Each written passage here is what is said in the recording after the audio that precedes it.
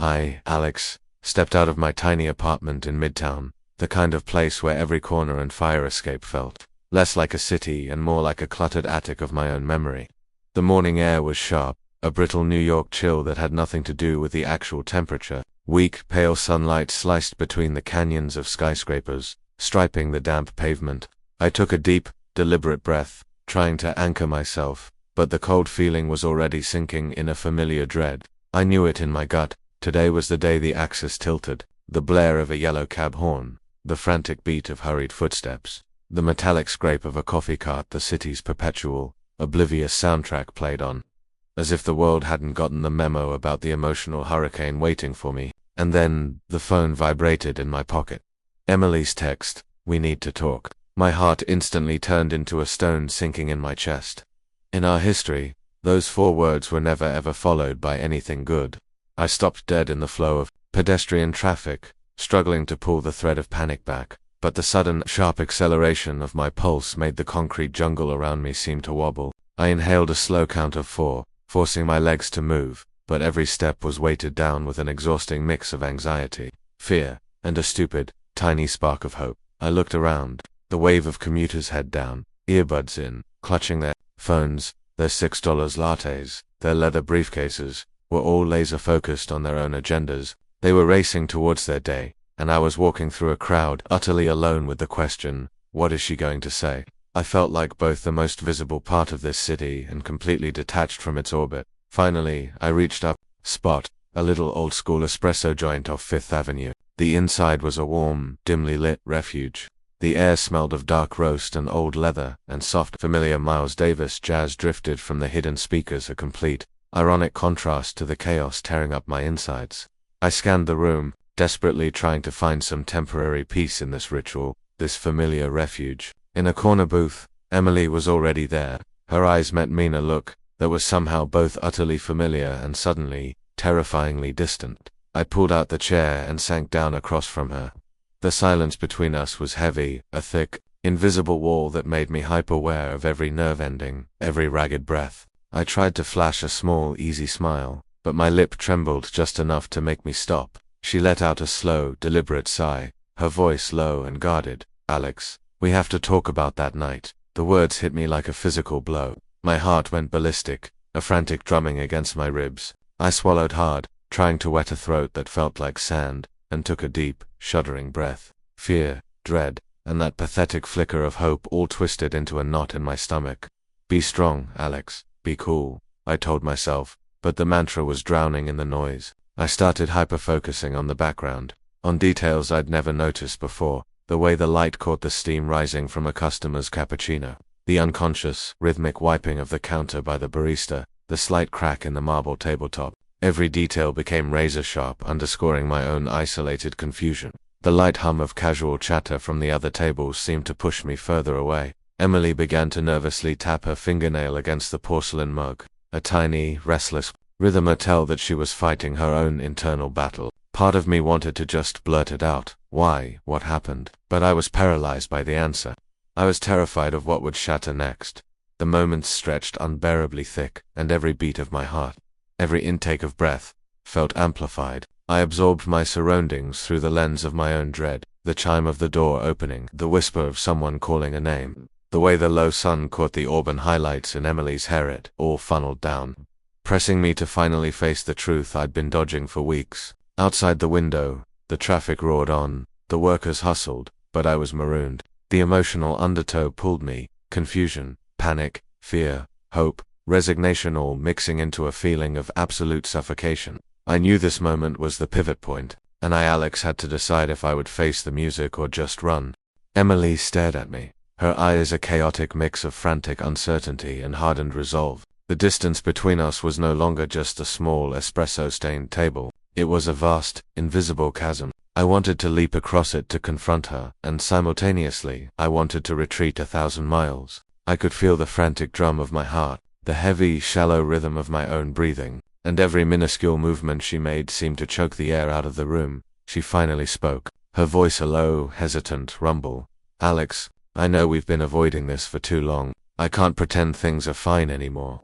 My heart stopped its frantic pace, seizing up completely. The reflexive question, what things, what happened, was ready to tear out of my throat, but then she dropped her gaze, her shoulders barely trembling. Seeing her like that broken, a tidal wave of memories hit me. The cold morning coffee together, those bundled up nights in our cramped apartment, the easy laughs, the low-key promises, all of it now felt like cheap paper about to be shredded. Part of me screamed to get up, swipe the table clear, and walk out into the noise of Fifth Avenue. But the other part, the core of me, needed the truth, no matter how toxic it was. Emily looked up again, her eyes glistening, and the words were a whisper of glass. Alex, I lied about that night. I never wanted you to find out, but you deserve the truth. My stomach plummeted. The chaos of my emotions erupted. Scalding anger, a hollow disappointment, a crushing sense of betrayal, all somehow mingled with a deep, sickening compassion for her pain.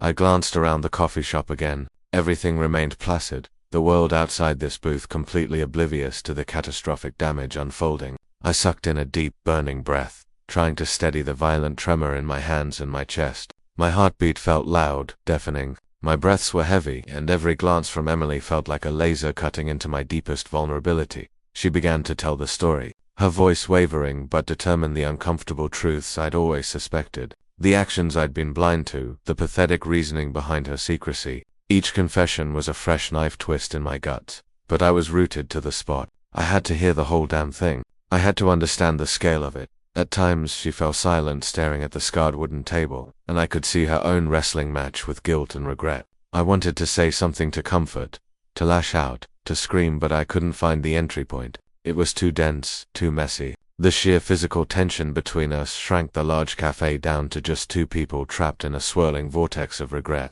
I fixated on the micro details, the way the overhead light caught the dust motes dancing near her head, the faint shudder of her exhale, the gentle bubble of foam dissolving on her neglected latte. It all became vividly, painfully alive, underscoring that every choice, every word, every failure had led us here.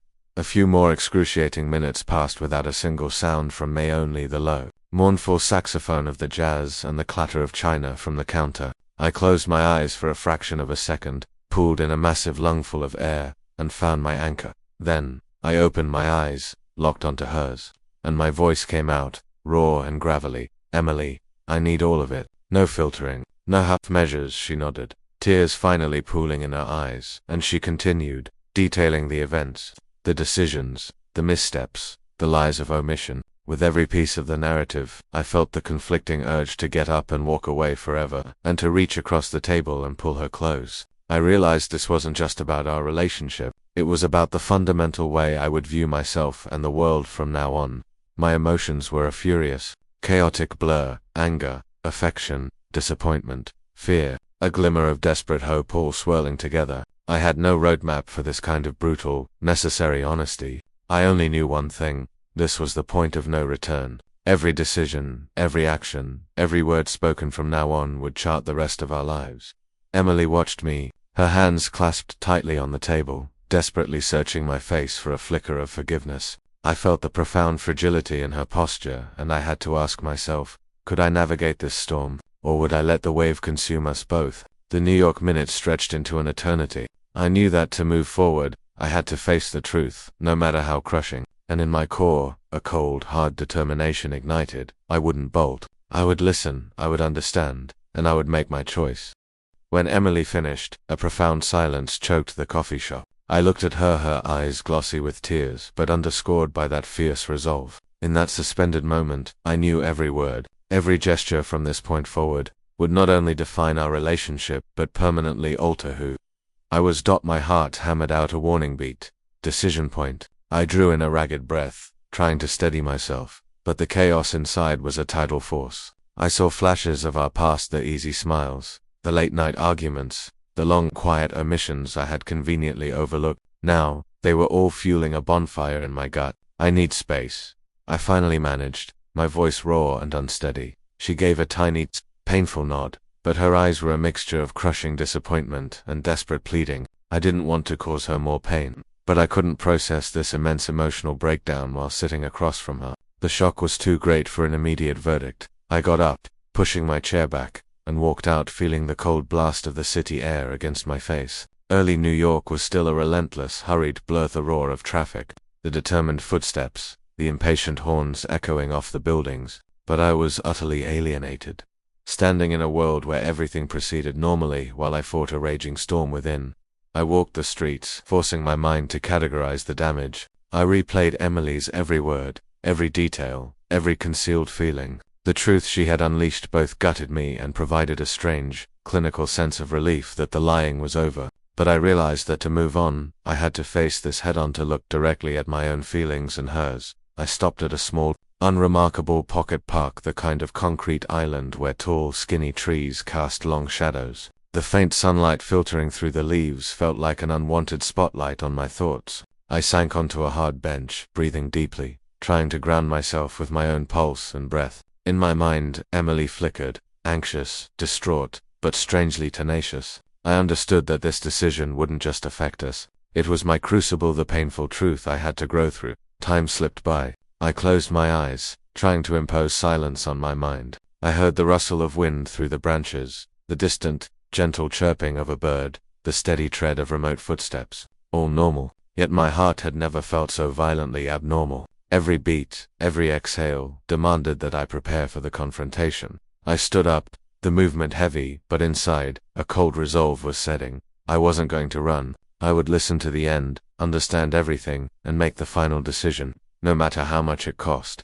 When I returned, Emily was still there, her eyes filled with anticipation, worry, and fear. I took a deliberate breath and sat down across from her, fully present this time. This was the point of no return for both of us. I fought to keep my composure, locking eyes with her, noting the layered emotions, worry, fear, remorse, and that spark of hope. The small details of the cafe, the specific smell of the coffee, the quiet jazz, the clinking of china intensified the reality of the moment. Emily took a shaky breath, whispering, "Alex, I made a mistake, but I can't lose you." My chest tightened again. I felt the surge to both hold her close and scream my fury. Everything was a dizzying, suffocating mix. I closed my eyes for a beat, drawing a long breath. I realized the crucial thing. To proceed, I didn't just need to forgive Emily. I needed to forgive myself for having been complacent, for letting things reach this critical mass. A powerful determination solidified. I would face this storm, even if it broke my heart. The moment lingered, heavy and profound, yet pregnant with possibility. I knew that from this second, my choice would dictate the future, not just of our relationship, but of my own character. And I, Alex, was finally ready to step into the eye of the storm. As I settled back across from Emily for the second time, the coffee shop's low hum seemed to mute, leaving a silence so profound I could hear the frantic rhythm of my own heart. Emily watched me, her eyes shining, her hands resting on the table, shaking, but strangely resolute. The gravity of this moment was immense. Every passing second stretched into minutes, forcing us to confront the deepest, rawest parts of our emotional core. "Emily, just tell me everything. Now," I rasped, fighting the tremor in my voice. She took a shuddering breath, her gaze darting past the pane of glass at the endless stream of hurried people before settling, fiercely, on mine. In her eyes, I saw not just anxiety, but a crippling fear, a deep remorse, and a tiny, desperate flicker of hope. Emily began to speak again, her voice wavering yet definitive. She recounted the remaining events, the specific decisions, the small actions she had meticulously concealed. Each word was a fresh, internal laceration, but I remained utterly still.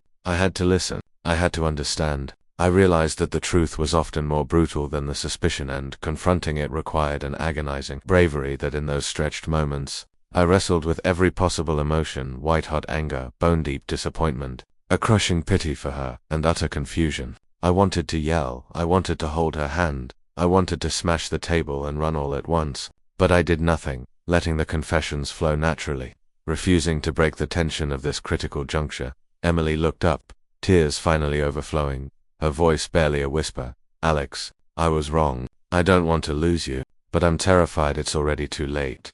I felt a knot tighten in my throat, a sense that the weight of the entire world had settled on my shoulders. Every word, every gesture was heavy, saturated with both hope and despair. I recognized that she wasn't the only one battling. I was being pulled under by the same storm. I glanced out the window at the gleaming skyscrapers, the bustling crowd, everything moving forward as if perfectly normal. Yet inside, I absorbed every minute detail: the light catching the auburn strands of Emily's hair, her faintly trembling breath, The soft sizzle of foam on the coffee, the melancholic low of the jazz. Everything became hyper-focused, underscoring the severity of the choices and consequences looming over us. I fought for calm, but my mind was a chaotic mess. I asked myself, if I forgive her, if I agree to keep going, can we actually recover? If I walk away, will I regret not fighting for this? The questions slammed into me, each one heavier than the last. Emily, I don't know what to do right now. I need time to process, to make a decision, I managed, my voice strained but forcing out the truth. She nodded weakly, her eyes still glazed with worry, pleading, and a shadow of hopelessness. I knew I couldn't dodge this any longer. I had to face not just her, but the man looking back at me in the glass reflection. The moment lingered, thick with pain, yet it also opened a door. I realized that my decision wouldn't just affect our relationship, it would define me, the man who learns to mature through pain, truth, and eventually, the possibility of forgiveness. I closed my eyes for a long second, arranging my internal thoughts. Memories flooded back, shared coffee mornings, fierce, passionate debates, moments of quiet, blissful understanding. They all appeared confusing me, yet reminding me of the sheer value of what we had built. I understood that if we didn't face the truth together, all of it would simply vanish. Emily watched me, waiting. I knew I had to act, to voice my core thought, to make the first move. My heart pounded, my breathing was shallow, but a fierce resolution welled up. I would face it. I wouldn't run. I would fight for what truly mattered. I reached across the table and took Emily's hands, squeezing them gently, looking straight into her eyes, my voice low and firm. Emily, we're going to find a way through this. I'm not walking out on you, but we have to be in this together, truly together, and there are no more secrets. None. She broke down, tears streaming, but her eyes were alight with desperate relief. The agonizing tension shattered, opening the door to a new beginning, not an easy one, but a possible one. I took a deep breath, absorbing the sounds, the smell of coffee, the jazz, the light slicing through the window. Everything in the world went on, but from this moment, our choices would shape the future we had to face together, with all the truth, emotion, and hard-earned resolve we had left.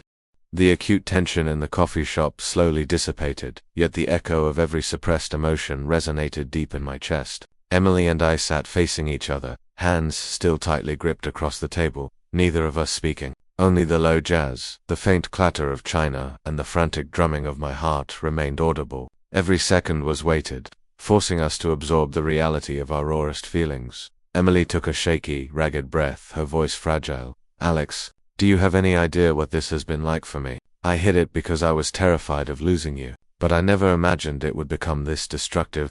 I looked at her, seeing the clear pain and regret, but also a suffocating fear and a profound weakness. The conflicting urges to comfort, to rage, and to run all exploded within me simultaneously. I swallowed hard, forcing myself to stay grounded. Emily, I know you struggled, but all the silence, all the secrets, they broke me. Now, I need the absolute, entire truth, everything, no more withholding. Emily nodded, tears streaking her face, and began to detail the nuances of her mistakes, the small, self-deceptive decisions she thought were right but caused deep wounds. Every word was a piercing pain, but I stayed put, listening, absorbing, trying to understand the full context. I realized that the truth was indeed agonizing, but only by facing it head-on did we have any chance of healing. The silence in the cafe stretched, each moment amplifying the emotional pressure. I observed Emily's every micro-movement, the tightening of her grip, the deepness of her inhales, the glassy intensity of her gaze. I understood she feared not just losing me, but facing her own flawed self. I also knew I was standing at the ultimate crossroads, forgiveness or letting go. I inhaled deeply, locking eyes with her. Emily, I need to know we are going forward together, truly forward. If you are ready for that, I will fight for us. But if you're not, we can't go back to what we were. My voice was trembling, yet firm. She dropped her head momentarily, a few tears splashing onto the polished wood, then looked up, her voice low and steady. Alex, I want this. I want to fix this, with you. No matter how hard it is, I won't quit. My heart felt like it shattered and then immediately began to mend. The tension, the confusion, the anger, the pity all blended into a dizzying wave. I felt simultaneously relieved and utterly vulnerable. But then a fresh anxiety surfaced. I looked at Emily and sensed she wasn't entirely settled. I realized she was still battling herself, fearing that I might leave at any second. I squeezed her hands tighter. a conscious effort to transfer strength and reassurance through physical contact. The moment held, time suspended. No more words were needed. Everything was conveyed through the locked eyes, the tight grip, the synchronized, pounding hearts. I knew the road ahead would be brutal. The hurdles, the doubts, the inevitable slips, they were all coming. But at least now, we had chosen to face them as a unit. Emily sighed, her voice barely a whisper. Alex, thank you for not giving up on me. I squeezed her hands again, my voice low. Emily, don't thank me. Thank us for refusing to quit.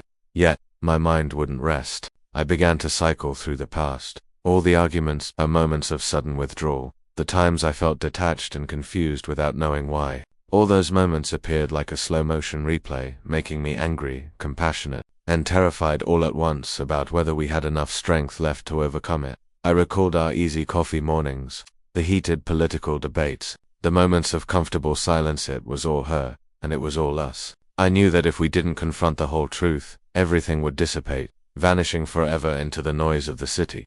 Emily looked at me, waiting for the final, unspoken confirmation. I took a full breath, my gaze deep in hers. Emily, we're doing this together. Not perfectly, but honestly together. And there are no more secrets. She finally sobbed, tears flowing freely, but her eyes shone with absolute hope. The agonizing storm had passed, leaving behind a fragile peace, but also an indelible mark. I knew that from this moment, our choices would shape the future we had chosen to face together, armed with the whole truth, raw emotion, and shared resolve.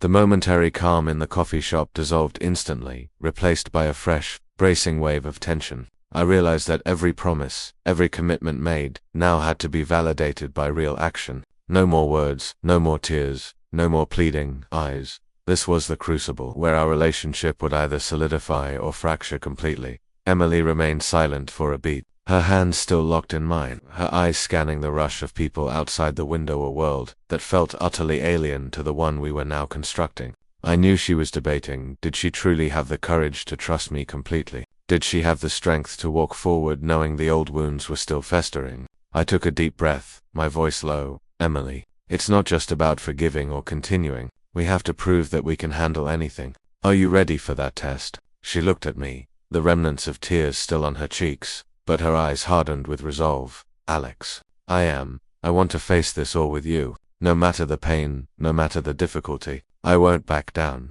A cool draft swept through the storefront, mingling the lingering jazz with the rich, burnt smell of espresso. The atmosphere reflected our inner state, fragile peace layered over intense apprehension. I knew we had to step outside the comfort zone of words to truly stress test our bond. We left the cafe, stepping onto the bustling New York street. Every step felt heavy, loaded with suppressed thought and emotion. I held her hand firmly, not just a gesture of comfort, but a vow I wouldn't let go. I would walk with her through whatever came next. On the crowded sidewalk, the street lights reflected in the storefront glass, creating long, distorted streaks of light. I looked at Emily, seeing the anxiety, the remorse, and the rising hope in her expression. I knew the next phase wasn't just about forgiveness, it was about facing the past, the people who were complicit in our pain, and the difficult choices ahead. We stopped in front of the monolithic office tower where Emily had worked the genesis of the secret. Her old fear flared up. She spun toward me, her voice trembling. Alex, are you sure you want to do this? I'm scared everything will reset back there.